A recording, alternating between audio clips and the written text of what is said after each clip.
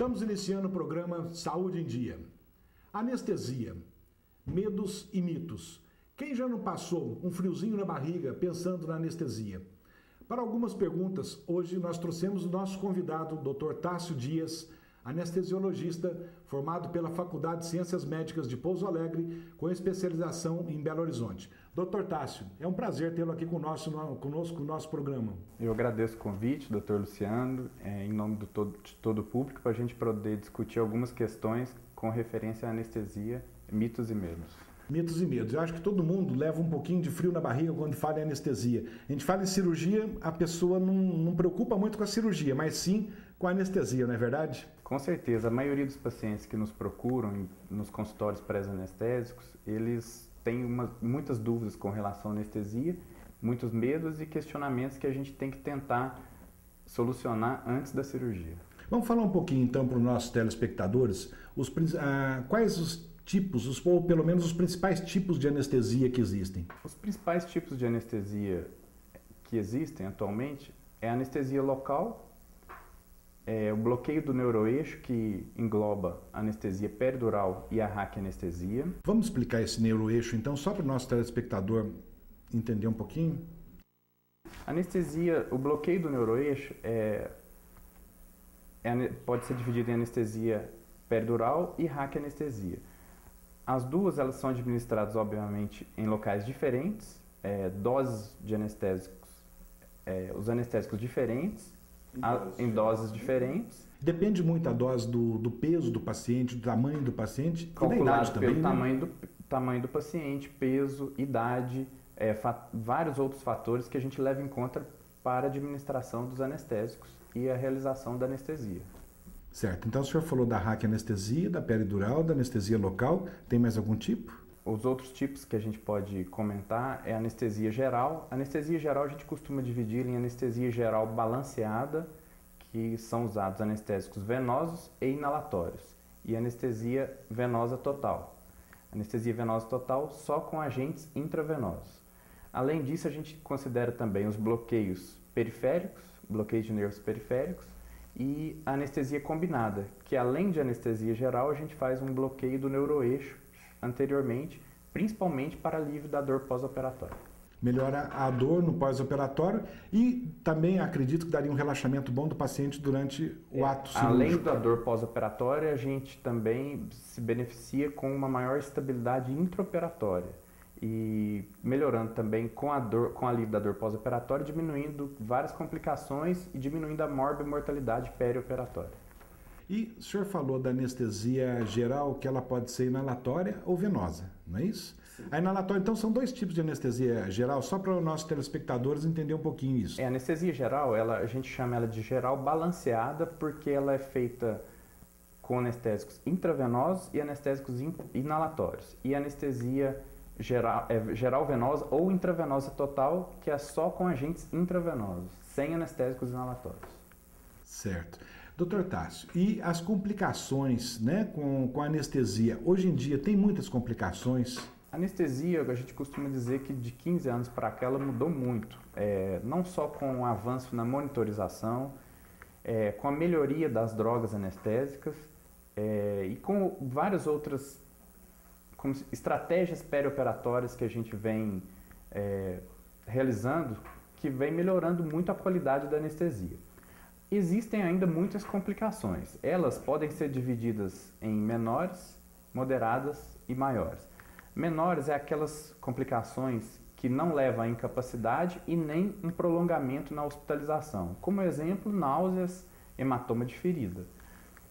As moderadas são aquelas complicações que elas prolongam a hospitalização, mas não deixam sequelas, que são náuseas e vômitos e a dor. Eu ia te perguntar o quê, né? Então são as náuseas, os vômitos, e dores, né? As dores. Elas prolongam a hospitalização, mas não geram sequelas. A cefaleia pós-RAC anestesia pode ser incluída.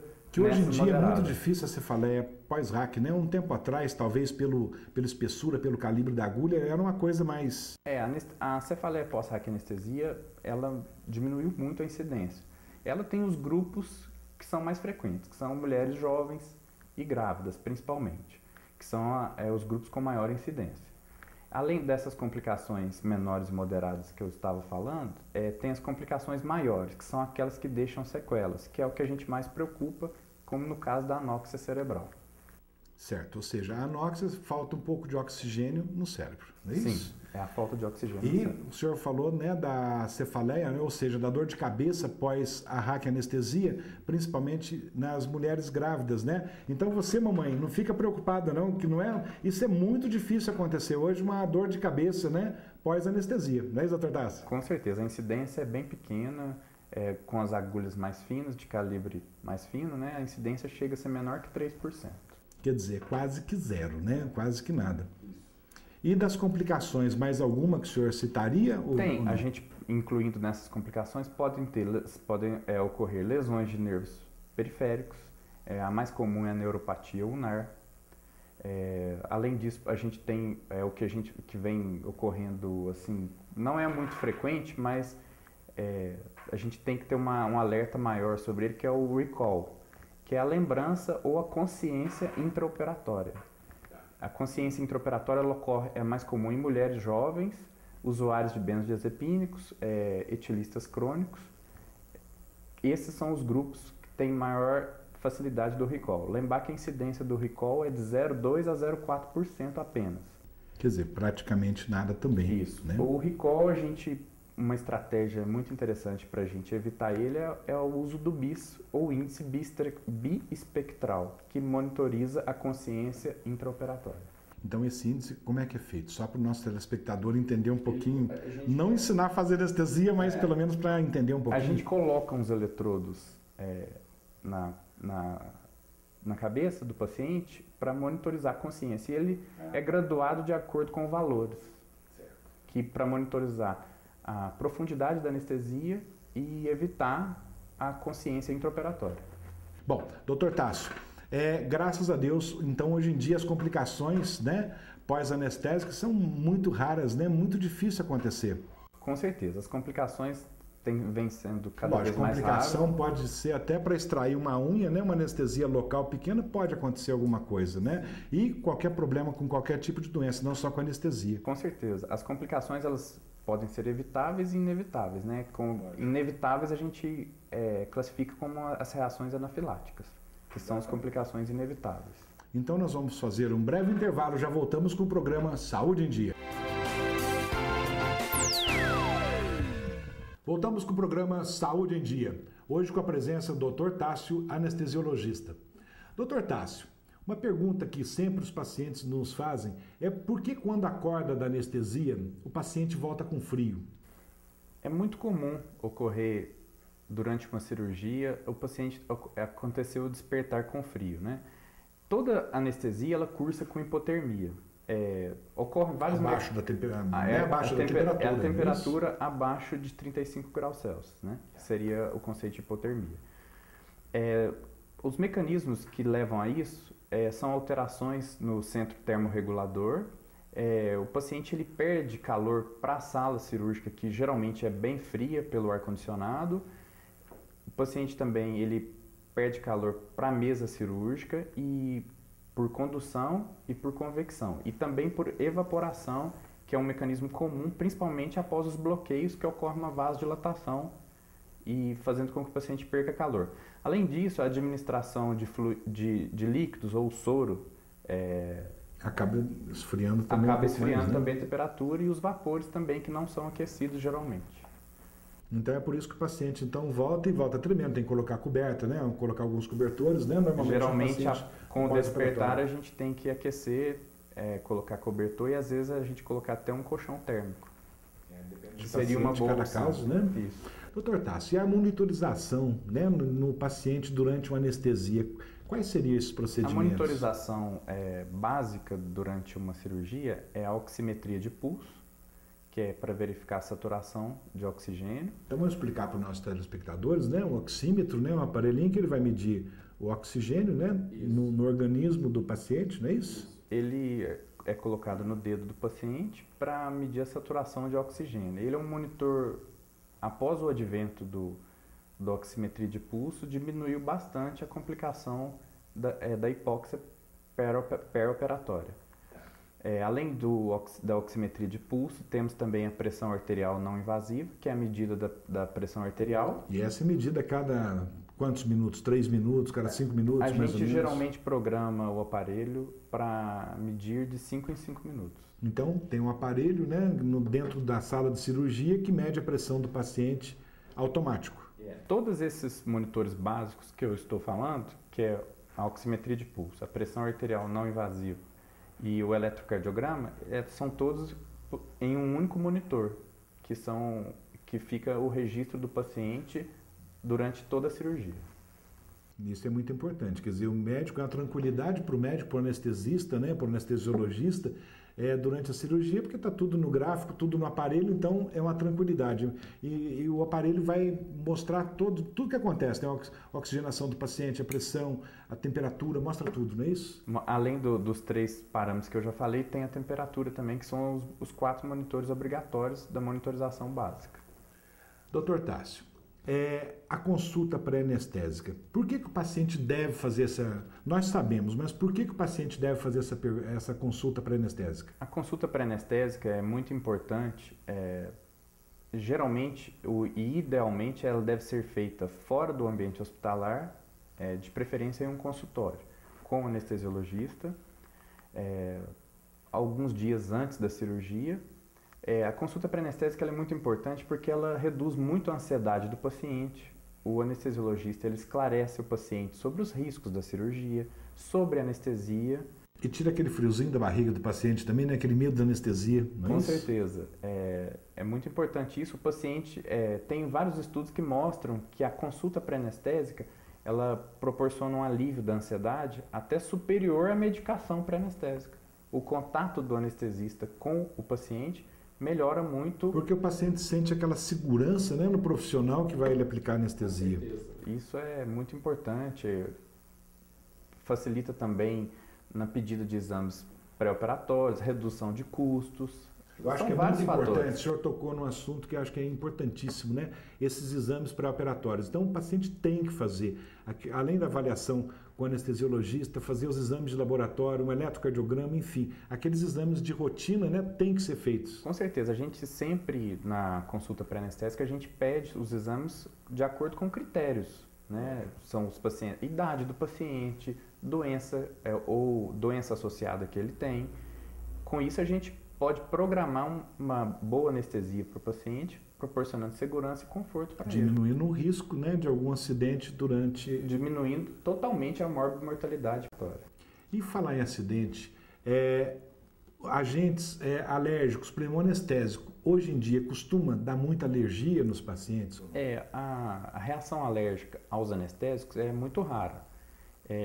Geralmente com os anestésicos locais, que são de 2 tipos, tipo éster e tipo amida, elas são bem raras. As reações anafilactóides que são mais comuns. A maioria das reações alérgicas durante uma cirurgia, ela é secundária à administração de antibióticos. A maioria, em torno de 50%, é secundária à administração. Ou seja, o paciente preocupa muito com a anestesia, né, mas esquece que tem outros medicamentos também, não só anestésicos que o paciente recebe como medicação durante um ato cirúrgico. Com certeza. O antibiótico, como eu acabei de falar, é responsável pela maioria das reações alérgicas. E o choque anafilático? O senhor falou, né, da reação anafilática. Hoje em dia é muito difícil a gente ouvir falar em choque anafilático. A reação anafilática, estima-se que a incidência dela é de 1 para 5 mil e 1 para 25 mil anestesias. E ela pode ocorrer secundária à administração de qualquer medicamento. Ou mesmo, não só do anestésico, né? Isso, medicamento, a própria luva, né, que é uma entidade muito estudada atualmente, que é a alergia ao látex. São vários fatores que podem gerar um choque anafilático. O choque anafilático, ela é a reação anafilática com colapso cardiocirculatório, que seria hipotensão, falência respiratória e choque, que é a forma de apresentação mais grave da reação anafilática. Mas isso também é um quadro reversível, ou nem sempre é um quadro reversível. Como que acontece nessa reação anafilática? Pode ser reversível ou não ser reversível.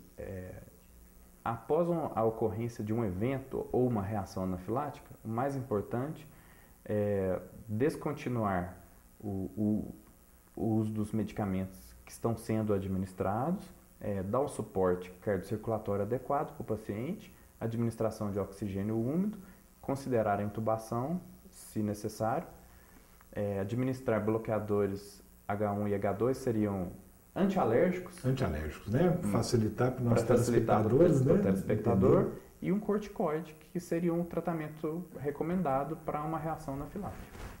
Dr. Tássio, nossa conversa está ótima, nós vamos fazer um breve intervalo, já voltamos com o programa Saúde em Dia. Voltamos com o programa Saúde em Dia. E lembrando que hoje o nosso convidado é o anestesiologista Dr. Tássio. E o Dr. Tássio também é membro do corpo clínico do Hospital São Domingos e integrante da equipe de anestesia do mesmo hospital. Dr. Tássio, então vamos a mais uma pergunta que eu acredito que muitos telespectadores têm dúvida a respeito. Por que tem que ser feito um jejum antes da anestesia ou antes da cirurgia? O jejum é recomendado para a gente evitar a possibilidade de ter uma broncoaspiração do paciente. Seria o paciente faz vômito, não é isso? E aspira esse vômito. Ele aspira o conteúdo gástrico para a árvore respiratória. Ou seja, para os pulmões, né? Para explicar, né? Para o linguajar do telespectador. Né? É uma complicação rara, ela é em torno de 0,004%, mas ela pode ocorrer. Então, por isso que a gente recomenda o jejum ao paciente. O jejum ele tem que ser feito de 8 horas para alimentos sólidos ou líquidos com resíduos. Líquidos com resíduos a gente considera uma vitamina. Uma sopa. Sim, uma sopa. E também um jejum de 4 horas para líquidos claros e sem resíduos. Seria água, um suco de laranja peneirado, um chá. É a recomendação que a gente tem para evitar essa possibilidade pequena de broncoaspiração. Porque o paciente, durante uma anestesia geral, ele pode perder os reflexos protetores de via aérea. E acaba aspirando o alimento, né? E esse alimento indo para os brônquios, né? Com certeza, o conteúdo gástrico para a árvore respiratória. Dr. Tássio, esse jejum é feito em todas as cirurgias, mas na cirurgia de emergência, esse jejum não tem como ser feito. E como que resolveria esse problema, então, nas cirurgias de emergência? Na cirurgia de urgência, como o próprio nome diz, a gente não olha o jejum. O anestesiologista ele tem que se virar com...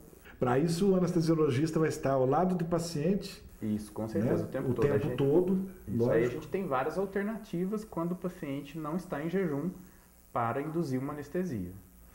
Tá. Dr. Tássio, após a cirurgia, eu sei que existe um local, né, dentro do centro cirúrgico que a gente chama de recuperação pós-anestésica. Esse paciente, então, ele sai da sala de cirurgia e vai para essa sala de recuperação pós-anestésica. Por quanto tempo esse paciente fica? Depende de cada cirurgia, depende do paciente? Qual é o critério? É um período variável. A gente usa uma escala que chama escala de Aldrich, que a gente usa algumas variáveis para avaliar se o paciente já se recuperou da anestesia, no caso. A sala de recuperação pós-anestésica, geralmente ela é anexa ao centro cirúrgico, e a gente avalia 5 fatores importantes para a recuperação do paciente, que é a atividade, no caso a capacidade que o paciente tem de se movimentar, a circulação, que a gente olha pelos valores de pressão arterial com relação aos níveis antes da cirurgia. A respiração, se o paciente está apto a tossir ou respirar profundamente. A consciência, se ele está acordado, desperta quando ele é solicitado. E, por último, pelos valores da saturação de oxigênio pela oximetria de pulso. Ou seja, o paciente não precisa ficar tão preocupado com anestesia, né? Com tantos esclarecimentos, com a aula que o Dr. Tássio está dando para a gente. Então, nessa recuperação pós-anestésica, vai ficar sempre alguém da enfermagem e o médico também, né? Avaliando o paciente, para liberar o paciente dessa recuperação para o quarto ou para o apartamento que o paciente esteja. É uma função do anestesiologista, ele só pode dar alta do paciente da recuperação com ele do lado. Ele só vai dar alta da sala de recuperação pós-anestésica após esses critérios. Ou caso o paciente seja encaminhado para uma outra unidade, que possa ser uma unidade de terapia intensiva. Certo, depende da gravidade do caso, depende de cada cirurgia, cada caso é um caso. Cada caso é um caso, depende do paciente. Dr. Tássio, como é de rotina, como é de praxe, todos os programas nós fazemos algumas perguntas, né, com alguns telespectadores na cidade, né, na rua. E hoje é com muito carinho, com muito prazer que nós vamos estrear com a nossa repórter Érica Azevedo, esposa do meu grande amigo Alessandro, né? Um casal de amigos meus. E é com muito carinho, Érica, que eu recebo você em nosso programa. Vamos à primeira pergunta então com a Érica. Dr. Tássio. Olá, doutor Luciano. Olá, doutor Tássio. Hoje estou aqui no Parque José Afonso Junqueira e estou estreando com um tema que é cheio de mitos e medos. O Márcio está aqui do meu lado e ele tem uma dúvida. Minha dúvida é o que de fato é o choque anafilático na anestesia? Doutor Tássio, então como havíamos dito, né, como o senhor explicou há poucos minutos, sobre a respeito do choque anafilático. Então, respondendo alguma coisa para o nosso telespectador, o que o senhor diz para ele?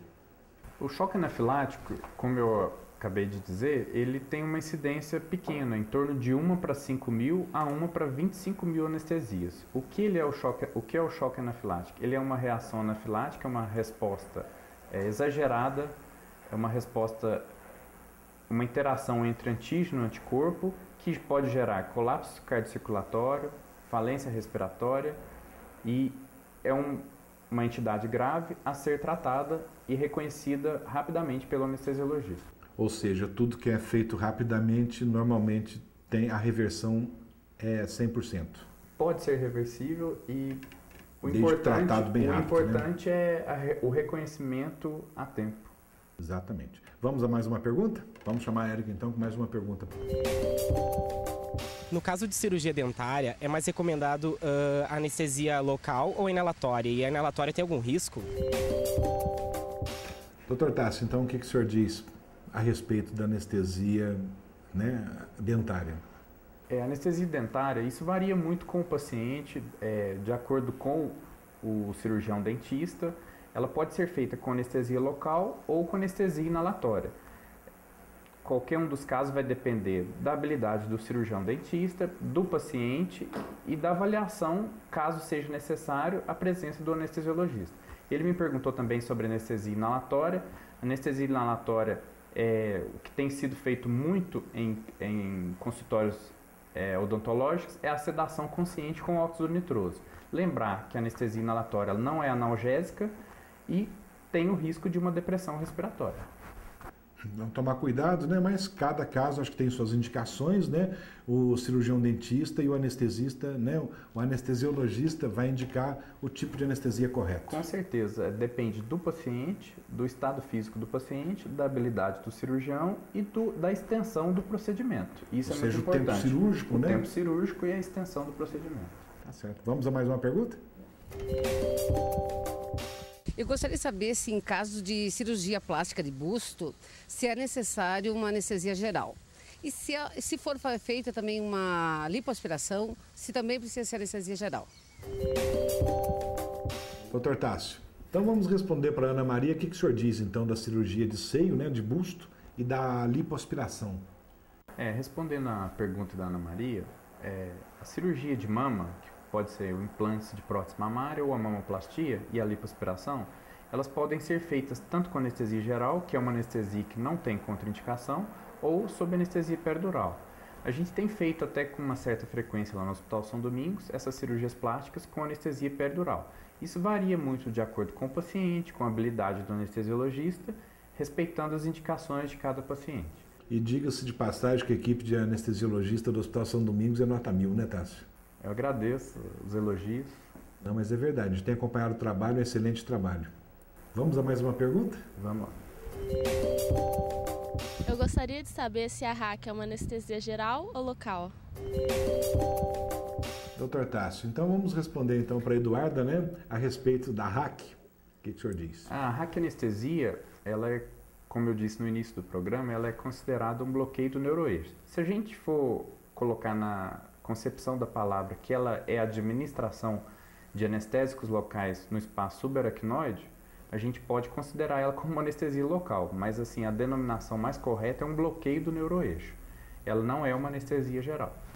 Ou seja, a raquianestesia e a peridural, ambas são feitas na coluna, correto? Correto. Injeta-se um anestésico pela coluna, praticamente a altura, né, seria mais ou menos o mesmo local da RAC e da peridural. O que diferencia é o espaço que o senhor introduziria essa agulha. Com certeza. Anestesia peridural e a raquianestesia são os dois tipos de bloqueio do neuroeixo que são administrados anestésicos locais, só que em espaços diferentes, concentrações diferentes, quantidades diferentes, a técnica anestésica é totalmente diferente, o tipo de anestesia produzido é totalmente diferente e varia de acordo com o tipo do procedimento cirúrgico que a gente vai escolher pela raquianestesia ou anestesia peridural. Uma pergunta que os telespectadores não fizeram uns anos atrás o paciente saía de uma cirurgia, não poderia colocar travesseiro, tinha que ficar deitado várias horas, né, no pós-operatório. Hoje em dia a gente vê que isso não existe mais, o paciente já volta para o quarto com o travesseiro e tão logo passa o efeito da anestesia, o paciente já está deambulando, né? O que o senhor diz? Por que aconteceu isso? Que mudança é essa na anestesia? Como o próprio nome do programa é Anestesia, Mitos e Medos, a raquianestesia, a posição da cabeça não vai gerar a cefaleia pós-raquianestesia. O que acontece, que a gente sabe, é que a dor de cabeça ela piora quando o paciente fica na posição mais elevada, em pé, sentado. Mas não quer dizer que a elevação da cabeça vai gerar a cefaleia pós-raquianestesia. E hoje em dia também as anestesias são feitas com uma agulha muito fininha, né? Eu acho que o calibre da agulha de hoje, em relação de uns anos atrás, é super fina, não é isso? E isso ajuda, né, a não ter qualquer tipo de intercorrência, seja cefaleia, né, a dor de cabeça no pós-anestésico. Com certeza, o calibre da agulha e a ponta da agulha são os fatores que diminuíram muito a incidência da cefaleia pós-raquianestesia. Dr. Tasso, estamos chegando ao final então do programa Saúde em Dia. Quero agradecer a sua presença e dizer que quando quiser voltar é um prazer tê-lo aqui conosco novamente. Eu agradeço o convite e se tiver uma próxima oportunidade a gente vai estar aí para poder esclarecer qualquer dúvida do telespectador sobre anestesia. Se Deus quiser. Estamos então terminando o programa Saúde em Dia. Fique com Deus e até a próxima semana.